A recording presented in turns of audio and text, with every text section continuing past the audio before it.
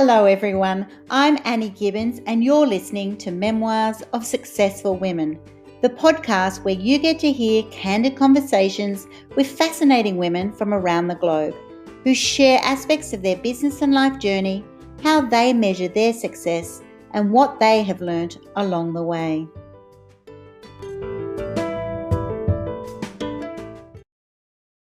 Well, hello everyone and welcome to Memoirs of Successful Women. Today I am introducing you to Angel Tuccy, who is a media exposure specialist. We're going to hear all things about how to actually, make your impact big. How do you create a big, huge presence? She is the guru in this area. She's got proven systems that she uses to teach entrepreneurs and authors and speakers how to actually attract media and publicity to their business, their brand. I'm going to let her share all of her expertise.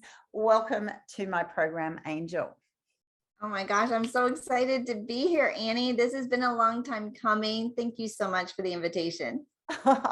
It is such a pleasure. It has been a long time coming. I remember I met you, I connected up with you first when we actually were working on my biography, Becoming Annie, biography of a curious woman. And so my gorgeous author there, Dawn Bates, actually connected me to you, and you were instrumental in actually getting those media releases out. So it's amazing in the world of interconnections of who's doing what, who finds each other. And it's really great to be able to have this opportunity to share what pretty much you did for me. How does someone like me find someone like you, and what do you do for people globally in this kind of space of media exposure? So how about you just introduce yourself to the listeners and tell us, what does a day in the life of Angel look like? What do you actually dabble in every day, and how does that make other businesses come alive? Oh, well, yeah, it's very glamorous to be in the world of Angel, right? And I'm walking the red carpet and I'm on, right? Like all this. No, it's, it's a pretty normal day. But what I discovered, I was actually a talk show radio host for over 10 years out of Denver, Colorado in the United States. And every single day we would interview authors and experts and do media features for small business owners. And when I left broadcasting, well, while I was doing broadcasting, I just had such a heart and a passion for small business owners, authors and entrepreneurs. And I saw how powerful exposure could be for a small business owner. And so many small businesses, at least the statistics here in the United States, are just staggering of how quickly a business can close, or even for entrepreneurs, not really taking a paycheck, not making the money that they thought they would. And it's a big market out there. How do you set yourself apart? Well, being on the insider in broadcasting, I saw how powerful that media exposure, especially radio and podcasting, could be. So when I left broadcasting, I had this opportunity to go and reinvent myself, right? Be anything in the world I wanted to be at that point. I was 48 years old. I was becoming an empty nester. And I decided I wanted to stay in this space of helping that entrepreneur, that small business owner, get that leg up, build their business one to many using the power of media interviews. And so when I meet an author who's written a book, like, you think the hardest part is writing that book and getting the book out, but now we want to sell that book, and who do we sell it to, and how do we create the exposure for that? So I started teaching my media mastery program and traveling and speaking and sharing just with authors all over the globe, mostly in the United States, but a few internationally, on how to leverage the power of what I call OP. Well, now I call it OPS, other people's stages, other people's audiences, other people's media platforms, doing media interviews and leveraging press releases to create that publicity and buzz for your story. I absolutely love it, and I've got so many questions brewing straight away. But that's what it's like.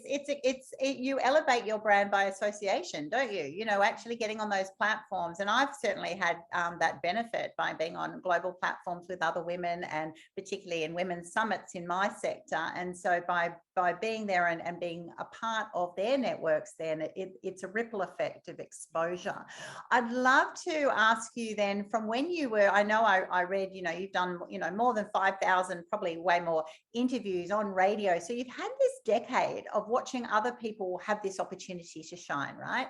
And we often think, or those that I coach certainly say, oh, well, those people are lucky. They've been given an opportunity, or they're connected.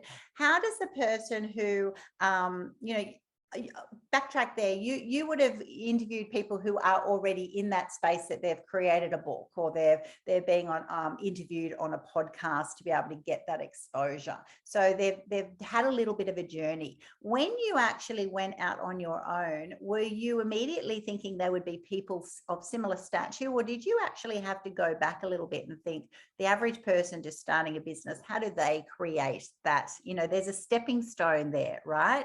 How do they have that opportunity to have their status elevated, amplified, if you like?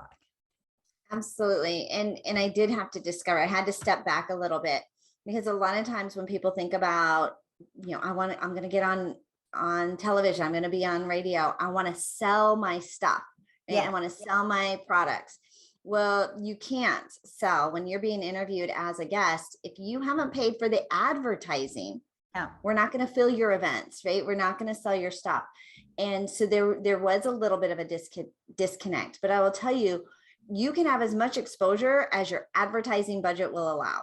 I mean, you could have a bus on the or a billboard on the highway, on buses, on buildings. The benefit of leveraging and being an author opens up doors for media exposure that any other opportunity, you know, better than any other opportunity. And the reason is because there is one thing you can sell in a media interview, and it is your book. As an author, they will let you sell books. They won't let you sell courses or programs or event tickets or your household goods. They will let you sell books. And so as an author, you can often get invited into media, to do media interviews for free, not a paid for ad, not as a paid for spot, and they will promote your book. And so I discovered, or I started telling everybody, as a published author, it's the number one way to create this media opportunity. So publish your book. Go, you have a story, share your story, publish it, because it does open the doors for unpaid, right? Free media stages all day long. And a lot of times people will tell you that there's no money in the book. I don't know if that's the story over across the pond, but they would say to us, and I believed it for the longest time, the money's in the back end, the money's in the clients, the money's in the opportunities and the introductions. But I will tell you what, there's a lot of money in selling books, and a book is the easiest thing for you to sell. It's a $20, $25 item. It's easy for anybody to say yes to. And so with a microphone in one hand and a book in the other, honestly, you have an entire platform to make some residual money, right? Passive income, without having to take on more clients. It is true passive income. Sell your knowledge, not your time. If you were to sell in an interview, if you were to sell 25 copies of your book in a media interview, and you did that a couple times a week, that adds up to over 200 books. It's $4,000 US dollars in just going out and doing media interviews and selling books. I could go on in that space. I'm sure that's not the direction we wanted to go. There's money in books, and there's media in books and being an author. Oh, I totally resonate with that. And I was told that same story. Don't bother doing books, Annie. There's no money in the books. Whereas now I'm like, even it doesn't even have to be a masterpiece book. It could be just small ebooks, and I've got that. I've probably got 50 ebooks that I've written just as part of my courses that I've now converted to Amazon. That it might even be just $2 here or there for someone, like $2 to $4 for a small little ebook of some gems. But that's passive income, right? And it's also so one, you want that out. Why wouldn't you? Someone might not be ready to commit to your full program, but they might go, okay, well, I'll get a little bit of a few top tips. Everyone wants top tips, and those little dollars add up. And now we have a global platforms, which are just fantastic, that anywhere in the world people can be buying your books. And also, I totally agree with what you've said there, Angel, that, by having that book, that is the opportunity. It might not just be that sale, but it's the opportunity to have the authority or that executive presence, if you like, in your space to be asked for that interview.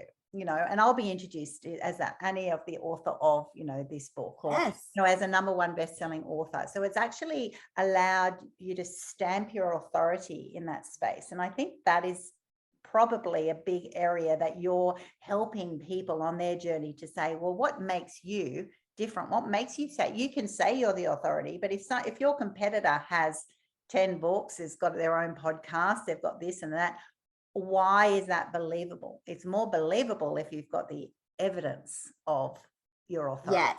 Right. Yes.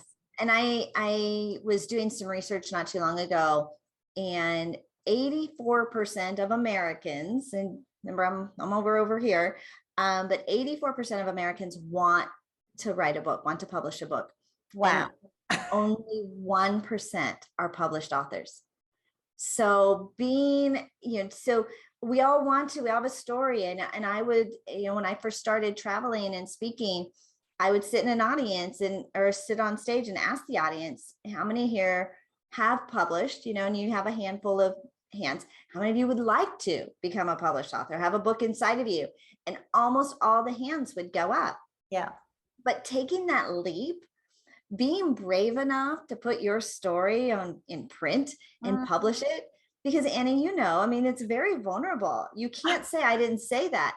Well, here it is on page 17. Yes, you did, right here, da, da, da. Right? It is the ultimate. You're saying it, you're putting it in print, you're publishing it. You have to be very brave to take that step. And it's a lot of work to craft the story and to craft those chapters and to have it edited that it's going to read nicely for your reader. There's a lot of work and there's a lot of effort that goes into it. But I will tell you, on the other side of it, there's an entire world that opens up to you, that is only open up to you because you are a published author. Yeah. Absolutely. And as an author, I've got one at the publisher at the moment. Actually, I've just written a book on twins because, as you know, I had 2 sets of twins 2 years apart. And so here I am, my twins are now 31 and 29. And I'm like, well, now I've actually got time to write that book that I always wanted to, but who's got time when you've got 4 little kids under 2 1/4? Let's face it. And also, if I did have time, that every other woman would have hated me, because who does that? But anyway, it's kind of interesting that that's exactly it. I had a life dream of, I want to actually write this for other women doing my walk, my journey, right? And so here I've had 30 years of planning and desire, but when you actually start writing it and writing your stories, vulnerability, that word that you use, oh my gosh, it exposes you raw.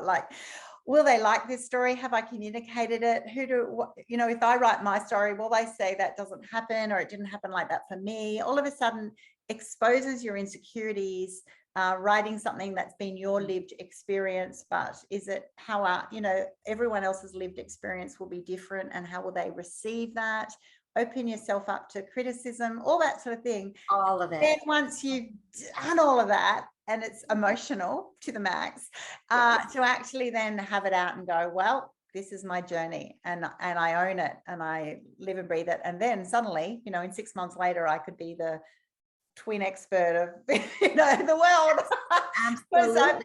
well, that's her story. She owns it. She's written it. She's put a stamp on it, and then it opens up. That's right, interviews and other opportunities that sometimes you can't even fathom. You must have had that someone comes in there just to talk about their book, and then you watch their career journey, and then crazy things that they couldn't have even imagined. All the time, story after story after story, and it's pretty unbelievable, because you think you're going one direction or it's going to be this, but the opportunities, and especially for you as a mother of twins, if I was to do a Google search, and I have twins who are going to be 29 this year, Annie, so I didn't realize we had that. But if I was to do just a media search on what are the opportunities to be speaking about twins in the media, if I look up that, there's 206. Oh, well, see, I'm going to have to change it because it all comes to our Minnesota Twins baseball team. So, right. So if I say mother of twins, right, that might narrow that down a little bit. 23 million results, 23.7 million results of media opportunities that are covering being a mother of twins. Mm-hmm. And so we can start to craft and create this organic media database for you, Annie. And when we reach out to them and say, here's Hollywood Life and People, right? People, The Independent, New York Post, Florida Today. These are all media opportunities and outlets that are talking about, and well, in fact, isn't Princess Kate Middleton's now pregnant with twins? Yes, I know. I'll have to give her a copy of my book. Absolutely. And so as there are journalists covering that story, they might want to ask another mother of twins for a quote or some tips or what are some things that you think Kate might be dealing with and feeling right now? And as the author of the book, it's easier for them to find you. You are deemed more credible and the authority on the space because you've covered the book and it's a bestseller. And of course, we're going to reach out to Annie Gibbins, and she's had 2 sets of twins, not just one. But putting it in publishing it gives us all this media opportunity. So lots of opportunities for us to go and connect and build relationships with journalists as soon as you're ready.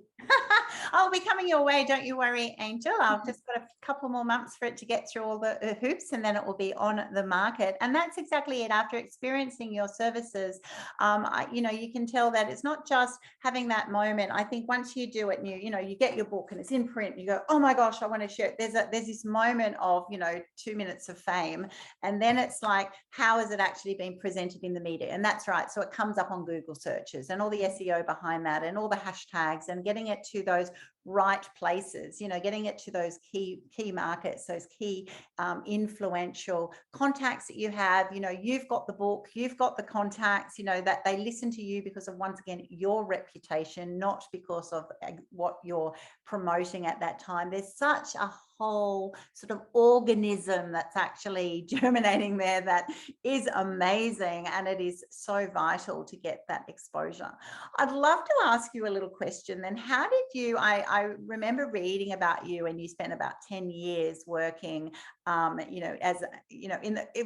golfers in the TGA, so how does this woman sort of spend 10 years there? I'm assuming while you're raising your kids, you've got the normal day job, if you like.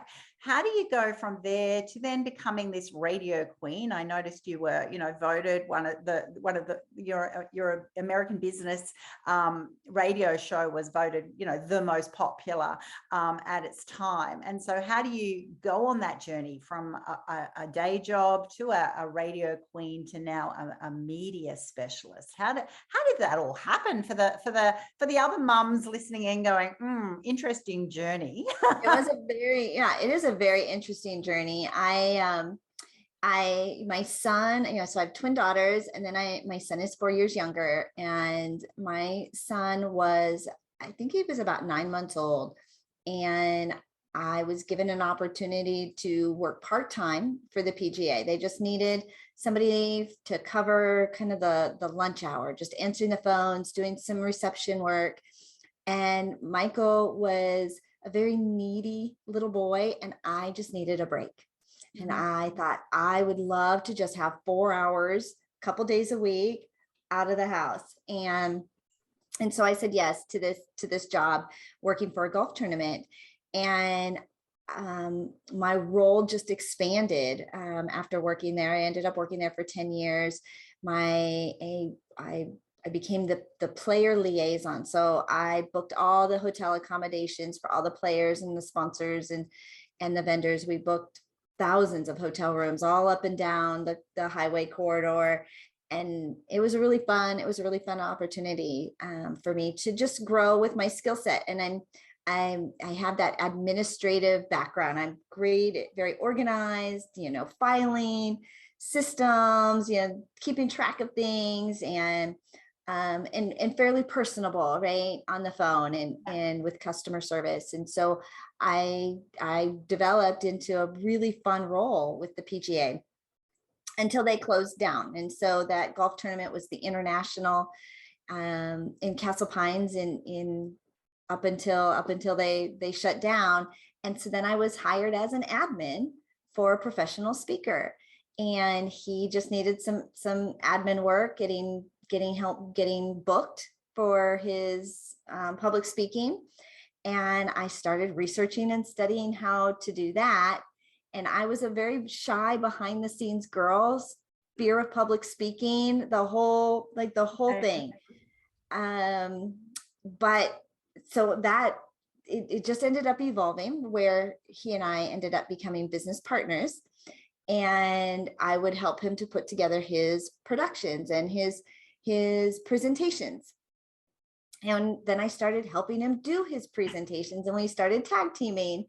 And somebody in the audience said, you guys should start your own podcast. So we started a podcast, and our podcast got discovered by our local radio station. And we ended up hosting a business talk show. And by the end of my decade long in broadcasting, I was then hosting 2 talk shows every day, still co-hosting and doing our business talk show, most positive business talk show in America. We were award-winning. We won best talk show, best talk show team, best morning talk show, like all sorts of fun awards. And then I was also the host of a second 2-hour Christian lifestyle show, where we were talking to moms in minivans in the carpool lane in the afternoons. And so it was just like a series of events of now here's this opportunity, now here's this opportunity, now here's this one.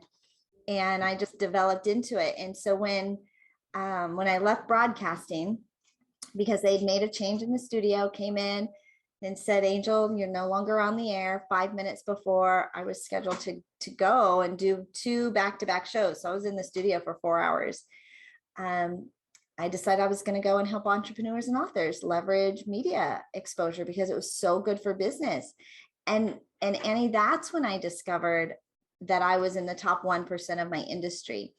I didn't know it. I was just showing up for work every day, saying yes to opportunities, doing the best that I could, delivering, the best that I can.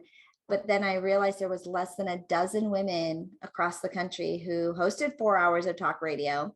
Actually, there's less than a dozen hosts, right? Period, that host 4 hours of talk radio, and even less of them are women. So that's what put me in that top 1%. And that's kind of the energy that I took off into the world. I'm like, well, if I did it for them, I can do it for you. Exactly. Oh my gosh, I love this journey, because there's so many aspects that actually get discussed through my coaching programs and on my tribe, like day in, day out. And that is leaning into your empowered future, just following your gifts, seizing opportunities. Sometimes you can't even see the end goal, right? So some of us have these dream of, this is who I want to be. Did Angel dream at 18 that I want to be a media specialist? Do I want to do that? No, but I'm hearing very clearly that, you were friendly, you were helpful, you love customer service, you actually had found, developing admin skills, you knew that you were organizing, and you loved being things, creating things, making things happen. So in that journey, for those listening in, this is actually a really great learning that what you were doing is, that's right. I love that. As a fellow mum, that's one of the reasons I did my master's degree, because I could go off to uni for 4 hours and have a break. We all do start things for different reasons. But with that, you actually went, well, while I'm here, I'm going to make the most of it. I'm going to develop and grow. And also being, feeling like you're the weakest link in the room, if you like, what can I do for all these other amazing people? Even when you were starting that radio show to actually help someone else out, and then realizing as you're developing, I love the revelation that you had, that you didn't actually get the light bulb until you realize you're in the top 1%.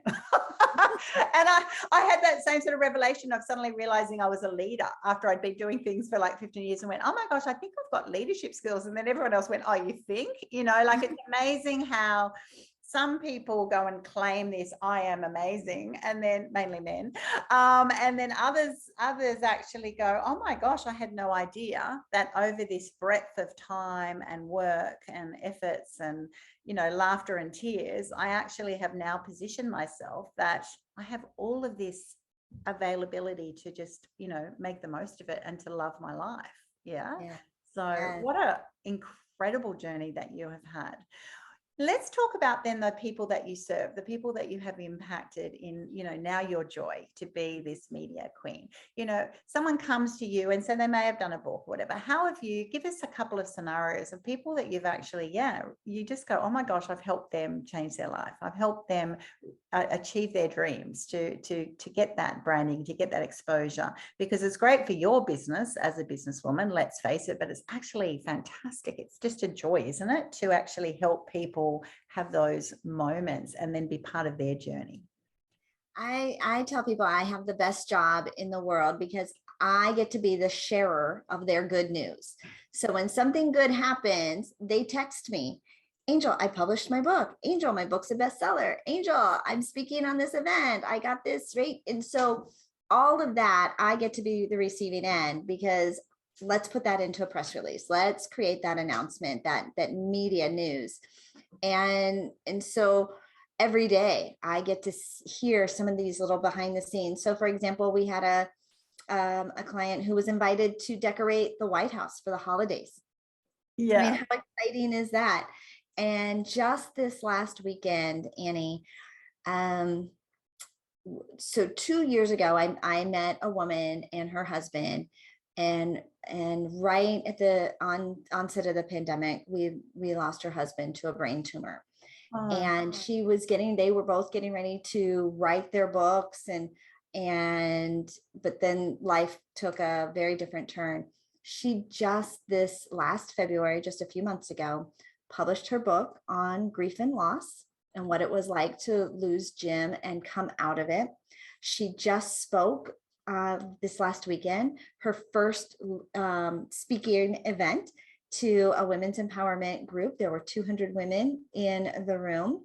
She had her first book signing event at that event. So her big coming out party, and it was in the town that her and her husband had established roots. And so the town knew them, but they did not know this story because of the pandemic. For the last 2 years, they've all been disconnected. And here she comes out with this brave story, with a book. She's created a journal, and this gave her something to do, right? It gave her something to focus on, so all during Jim's, while he was sick, she journaled the whole process, and she would just keep me in the loop. And there was nothing we were creating at the time. We were just processing and going through it. And when she was ready, she was able to turn that story into, she's turning that story into something very powerful, and helping people who have lost a job, a loved one, a pet, because grief is universal. And everybody's gone through it. And, and then we have Connie, who she wrote the book on joy, and that what you say, be careful what you say, your body is listening. And she has been able to just transform her thoughts and helping people just rethink about what you say to yourself, and how you can create joy simply with your thoughts and moving your body. And so, she gets invited to speak. Her local media shares her stories. During the pandemic, she created all these videos for her clients. She teaches Pilates, and she's just a rock star in her space. Wendy Labatt, Dr. Wendy Labatt, Oh, no way. right? She came to me 2-3 years ago, and she had an idea. She is now an 8-time best-selling author. She's in 8 different books. She speaks every week. She does 2 podcasts a week. She speaks on summits. She has her own TV show now. She's getting ready to launch her 2nd season of a TV show.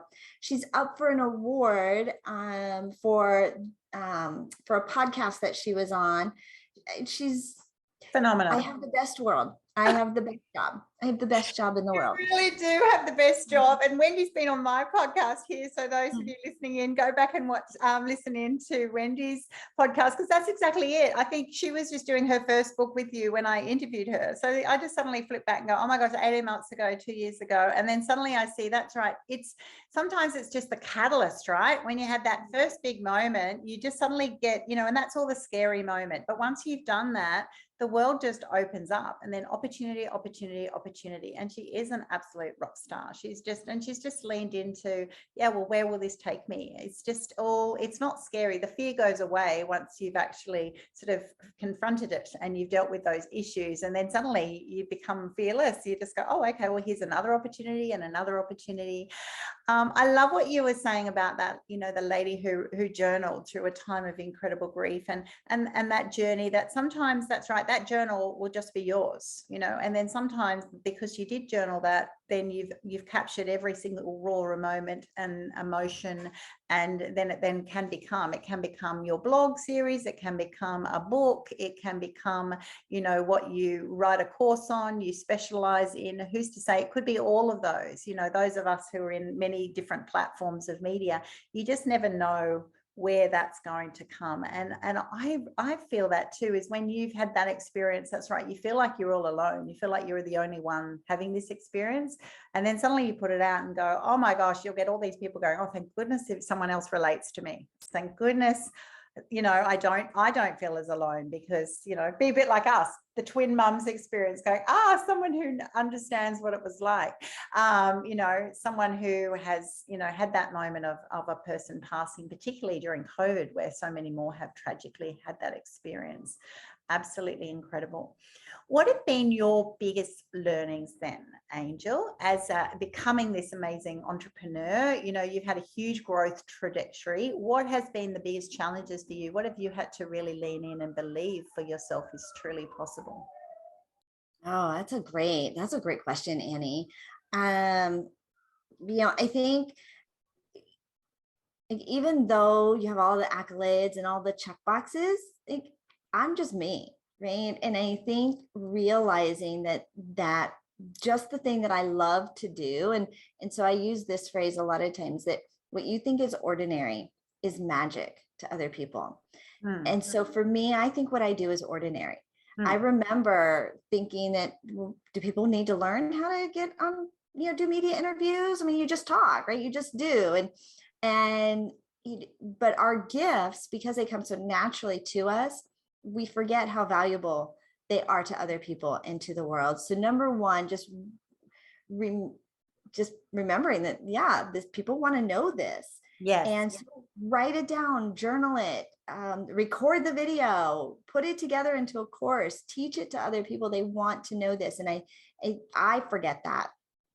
And pricing, right? Like, charge for your expertise, and put it in a package, and put it in a bundle, and you can create, you can monetize on your knowledge, and also to be smarter about my time.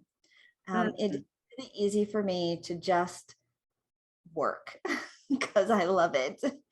And so taking those times and reminding myself to schedule downtime, schedule a lunch break. How's that? I mean, these are silly little things, I know, but I would just work right through meal times. Yeah. And I will work through work. And so I have to put real boundaries on my work day. I turn my phone off at 4:00 on Friday afternoon, and I don't turn it, well, like my email part, right? And my computer off 4:00 on Friday afternoon, and I don't turn it back on until Monday. And I have to almost force myself to go have fun, right? and to have a life. And I know that probably seems really ridiculous, but I love what I do. It fuels me, it feeds me, it gives me the energy to like, not that other things don't, but I get such a sense of purpose that it's easy for me to fill in the day. So go and have a life, Angel, outside of work. It's okay.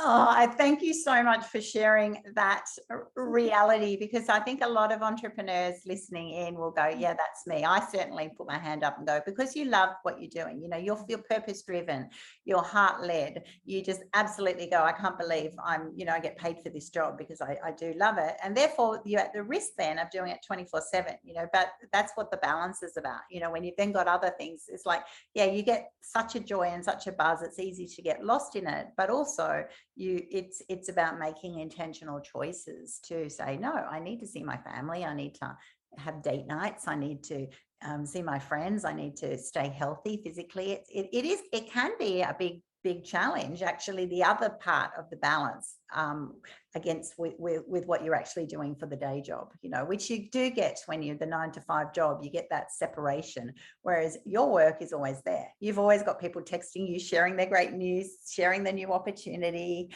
and so forth.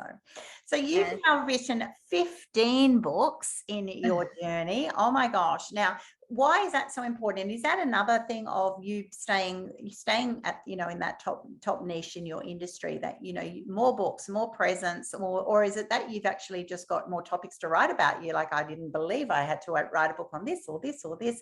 What led you, and how many books do you think you've got in you? So I did my first one, and it was Lists That Saved My Life. It was all about that work-life balance. And then I did a second one on Lists That Saved My Business. That was more in the business sense. And I kind of thought I might do a handful of books over the course of my lifetime. And then I got to a place where I thought, if I just had 10, right? 10 would be amazing. I think I had done 6 or 7 by that point. And so there's no, I mean, some people just have their one book and live on that, and like, that's it. And it keeps selling. But I keep getting different opportunities, or different ways of saying what I said before, or a different idea. In this last one, I did it as a group. We were working together. There were all these people around me said, I always wanted to write a book. I always wanted to write a book.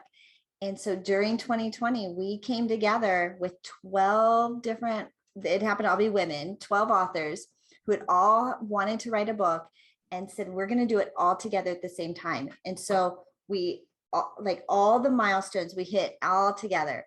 Here's our title. Here's our cover. Here's our chapter content. Here's the day we're all publishing. Here's the day we're all turning it into a bestseller campaign. And they all came to my house. And so number 15, I wrote because I wanted to be a part of that event and that group with them. I thought I was done, and I keep thinking that, okay, I think I'm done.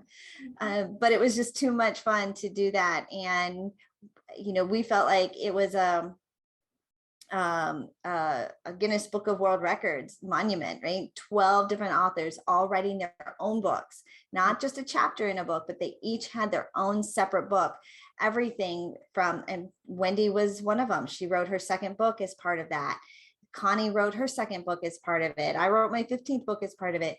And so we had all these fabulous authors who came together, and all their very own book, all hit bestseller, all separately, independently, all on the same day. It was so much fun. And so that's how number 15 came. I think I always say that once you start, they start to flow out of you like water. And you've got different, like one of the books was a children's book that my daughter illustrated that I had written. And some of them are collaboration books. Some of them I'm just a chapter in. They're not all full 15 of just all me, but they're all something about media and marketing. That's kind of my jam. Yeah, exactly. You want to stay in your lane and totally nail it. And you're definitely doing that in spades. So for you, have you expanded, your collaborations?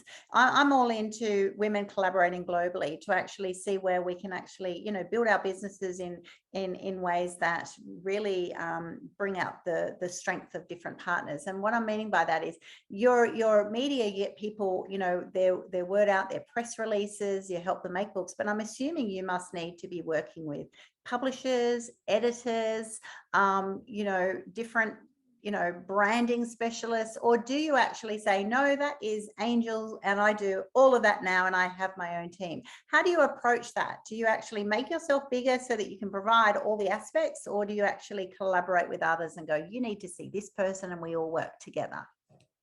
It's a mix, Annie. So I do have some of my own team that I outsource some of those projects to, and then we have other brands, other companies that we collaborate with. And so, for example, we collaborate a lot with the Zondra TV network for doing TV interviews, doing digital ads, creating sizzle reels, videos, headshots.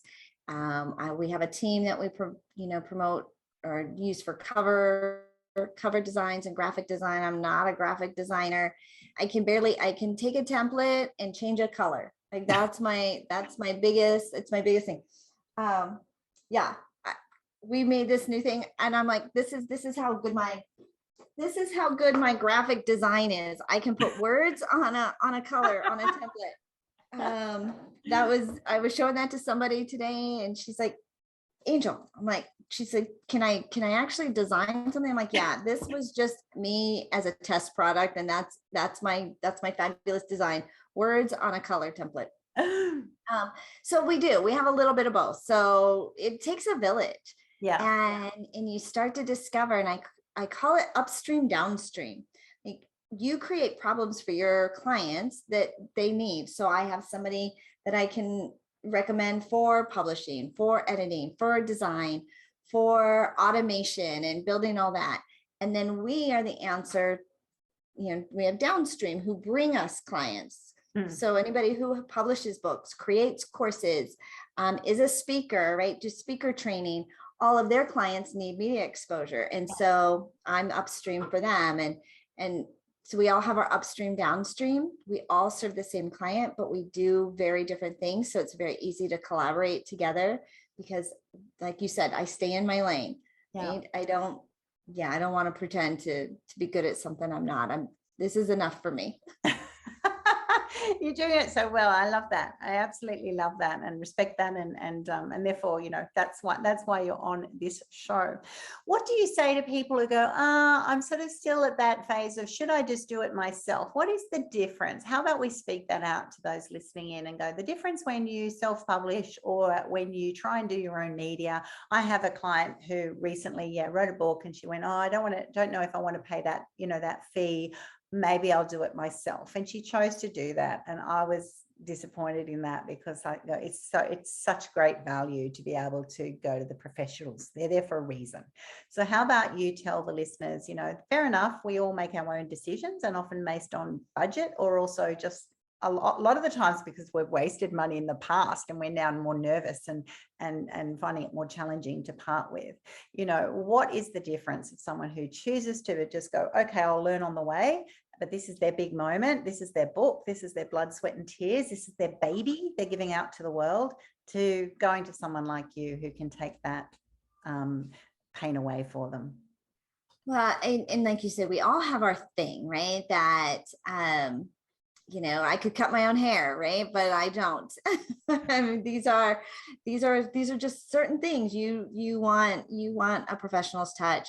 But the learning curve for so many of these things, I mean, even you've seen the Instagram nailed it, right? The cookie decorating, the learning curve is, there's so much to it. And even though the price tag might seem high, it's the learning curve that person, like, there's no stress. And it's like getting a real estate agent to sell your home.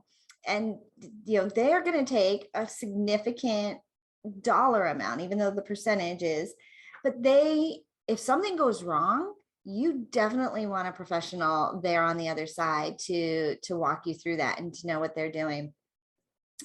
But, sometimes you just want to try it yourself, I think, because you don't really believe it's going to be that big of a project, right? Or that big of an impact. When you work with a professional, they'll help you to discover what that impact is. And we teach you how to monetize that and make that back on the other side. So back to the dollar amount with paying for a publisher, paying for publicity, paying for editing, paying for copyright. How many books do you need to sell to cover that? So for example, Becky Graff, she just published her book in December, and in her first month, she sold 750 copies of her book. If you do the math, $20 book, 750 copies, she's going to be okay. Yeah. She's going to be okay. And when you work with somebody that can help you to promote that book and create that exposure, there's money on the other side. So don't be afraid of it. We've all spent money on things that we didn't feel like we really got the value out of. So what? Yeah. You could absorb it, right? Like, it's like, you're fine. You contributed to the economy. You helped somebody else in a place, maybe they needed that a little bit more. And we can't let past failures dictate our future success, right? We just have to sometimes just bite the bullet and say, you know what? I bought that lipstick. I should never wear that color, right? I bought that dress. I'm never going to wear it. Like, it's okay to have spent money on things and you didn't get the full value. That's just life. Exactly. And sometimes it's part of the journey, and they're all stepping stones of learning curves, as you've had over your career, as I've had over my career, and those listening in. And what I mean by that is, the first time when I was doing, a book, I didn't know anything about it. So I needed that expertise. I also then learned from that. It might be when you're in 3 books later, 5 books later, you've actually applied yourself and it really interests you, and you then do want to self-publish or market or whatever. And that's understandable. And I know some people have that journey, but when you don't know what you don't know, that's right, you can be missing all of these amazing, benefits. I'm currently organizing a collaboration called a Woman's Guide to Business Domination. So it's an anthology. And so I've got, 20 ladies writing chapters at the moment for this book. And that's exactly it. I want to know that it's with, a stellar publisher, because that publisher is going to have contacts worldwide. I want to make sure that it's going to a media release, that it's going to be getting into all the right hands, because the exponential effect, particularly if you're doing a collaboration with all of those different networks and markets, you're actually wanting it to have its best opportunity, right? And then that's in book sales, but it's also in all of those other opportunities that, you've shared with us today, which are just priceless. Whereas if you self-publish or you just pop it on Amazon, the difference is, it doesn't mean that it's not a great book because it didn't sell, so many copies. It just actually means that no one knew about it. No one found it. Your song wasn't loud enough. Your song wasn't in people's ears. You could be the best kept secret, So often I hear people going, oh, well, I did something and it wasn't very good, so I'm not very good. And I'm like going, wow, no, that'd be like if I only ever went to one interview and I didn't get it and I stopped. The fact is, I might have had to go to 100, and when I snagged it and someone actually, saw the potential that I actually already had, saw the person that you were when you were working for the, PGA, then, they're actually seeing qualities that were going to be brought out, respected and honored, and they do end up being financially rewarded. They do end up being, it doesn't mean that you don't have that value to start. So those listening in, I want you to definitely, if you're in this space that you're wanting to elevate your profile, your positioning, you've got something that you want to give out to the world, how do they contact you, Angel? How do they get started and find out a little bit about what it's going to take? What's the next step of the journey? I would love to tell you. And I want to tell you, my very first book I used a self-publishing template for the cover, Annie, and I ended up meeting somebody. We had the exact same book cover like a few years later. It was so embarrassing. It was mortifying. So yeah, use other people to help you create. So I would love to give your audience my complimentary media guide on just how to get started using the media, if publishing something in your, something you've thought about doing, some really simple steps for how to get your story put together, just to kind of just get the ball rolling. And there's some guaranteed media opportunities, a full year of headlines that you can use to pitch to the media, 52 press release ideas, just all the little nuggets to get you started. And you can get that at my website, makeyourbigimpact.com. That's makeyourbigimpact.com. Make your big impact. Oh my gosh. Well, that's what we want to do. We want to have big impact, don't we? So makeyourbigimpact.com. Awesome freebies. I'm going to be checking them out myself. I'm going to be sharing that with my tribe, the Women's Business Tribe. Make sure that people know about what's available there. And then I also know that as well as the freebies, check out check out more after you've listened in about her profile, the variety of things that she offers different people. And then, yeah, be able to have, take that next step and at least have a conversation, share what you would, what you dream. It's about realizing your dreams. We all have those inner dreams. I love it that, what was it? 83 or 86% of people think they've got a book in them. Yeah. I would believe that. So many people go, oh, I've always wanted to write a book. Well, rather than always wanted to, maybe you just actually go, hey, I'm actually going to, even if, one of them, like my twin book, might take 30 years to have actually thought about it. But you know what? Never too late. I'm 54 and I'm just pumping out books right, left and center at the moment. So, just if it's on your heart and you actually see that it's something for you to do, something for you to contribute to the world, something that is actually going to elevate your presence. That's what this conversation has been about. Saying, it doesn't matter what business you have, those people who are doing my startup incubator, scaling up incubator, or business domination incubator, all of you will need to have resources that actually brand you in the global market as an authority in your niche. And what better way than to write a book, get it published, start building a bit of a presence that is global, because you want that passive income. You want to be getting people attracted to you. You want them finding you. And Angel is definitely a queen at being able to help you do that. I've experienced it myself. And so I thank you so much for being on my program today. And I look forward to people reaching out to you in the week, in the coming months. I look forward to seeing how many books you're actually going to write in your career too. I'm going to keep following you. Absolutely fantastic. Well, thank you. This has been such a joy, such a pleasure to connect with you. I remember when your book came out, the first one, and just learning about you and in a way that you never would in many other cases get to a time where you would share all of those stories. And so your story is impressive, what you are doing. You are a leader. I love that you are creating a platform for women to go out and have their voice just be even bigger and in a safe and fun environment. So thank you. Yeah, definitely keep it fun. Terrific. Thank you so much. And all the best for your future success. Thank you.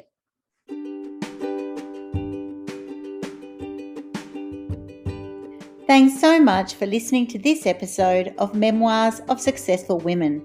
You can find me at anniegibbins.com, where you can download my free resources, get connected on social, and check out my online magic transformation program. If you love this show, feel free to subscribe to future episodes and, of course, share it with your friends. I'll see you again soon, and until then, happy podcasting.